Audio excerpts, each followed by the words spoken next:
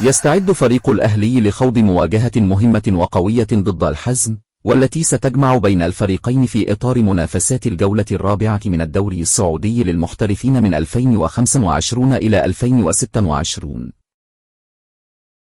يخوض فريق الأهلي المباراة بقيادة المدير الفني المخضرم ماتياس يايسل، بشعار لا بديل عن النقاط الثلاثة، حيث يبحث الراقي عن مواصلة عروضه الجيدة هذا الموسم. نجح فريق الأهلي في حصد 5 نقاط خلال 3 جولات ببطولة الدوري السعودي حتى الآن، بواقع تحقيقه انتصار وحيد وتعادلين، ولم يخسر في أي لقاء الآن، محتلا المركز الثامن من جدول ترتيب المسابقة المحلية.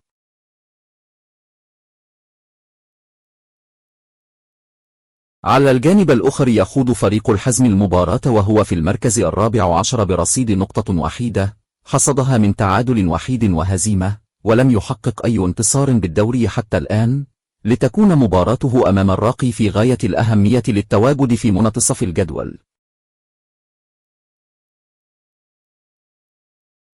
القناة الناقلة لمباراة الأهلي والحزم.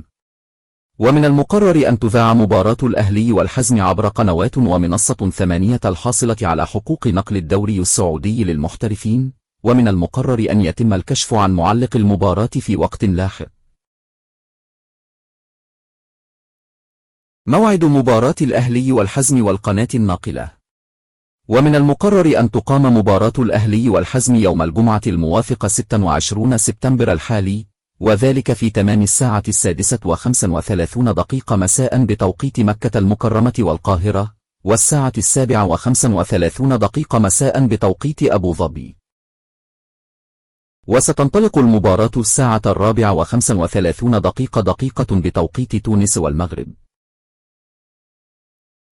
لا تنسى الاشتراك في القناة وتفعيل زر الجرس ليصلك كل جديد.